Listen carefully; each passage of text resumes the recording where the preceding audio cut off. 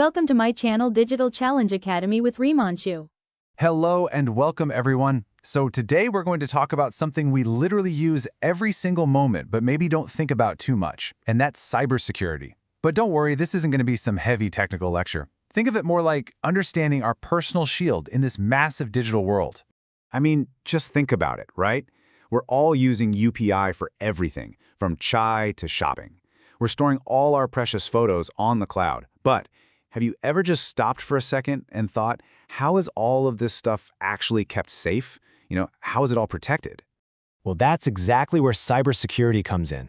The simplest way to get it is to think of it as your very own digital guard. Yeah, it's like a shield that's always there, protecting you online.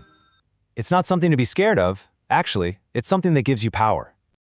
Okay, so any good shield, any good guard, needs a really strong core, a solid foundation, right?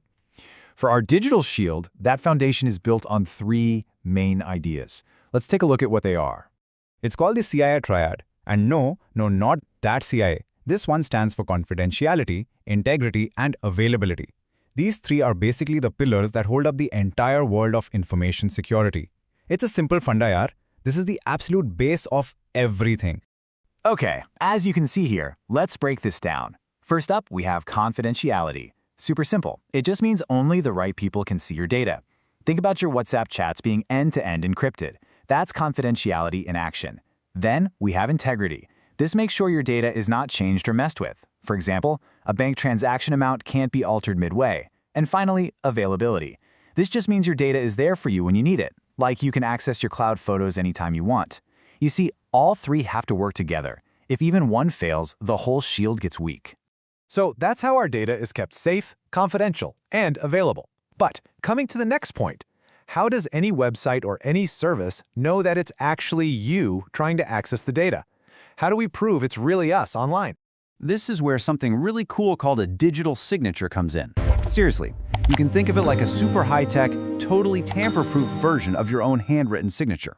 It's basically a three-step process. First, a unique code called a hash is made from the document. This hash is like a unique digital fingerprint. Then, that hash gets encrypted or locked using your own secret private key. And that encrypted hash, that becomes your digital signature, like an unbreakable seal. And you know what? This isn't some futuristic tech we're talking about. This is the magic that powers our Aadhaar eSign and DigiLocker. Yeah, we are using this exact technology pretty much every day. When you e-sign something with Aadhaar, this is exactly what's happening in the background. It's built right into our daily lives. All right, so knowing the tech is one thing, but we also need to be a little street smart online. Just like you'd be careful in a crowded market, you need to know how to spot the digital traps out there. So here are a few of the most common threats you need to watch out for. First, there's phishing. This is a big one. You know those fake emails or messages you get that look like they're from your bank, asking for your password or OTP? That's phishing. They're trying to trick you.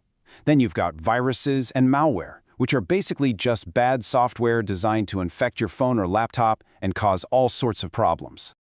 Okay, now here is a really simple tip, but it's one of the most important ones. Always look at the address bar in your web browser. If it says just HTTP, that connection is not secure. Your data is being sent in plain text. But if you see HTTPS with that little closed padlock icon, that means it's secure. Your data is encrypted. Before you ever enter a password or a credit card number, just look for that lock. Okay, now please do one thing for me. We've talked a lot about our digital shield today, right? So, just to make sure all this information sticks, I have a little bit of homework for you. Just one final check. The quick test for you, a really simple question.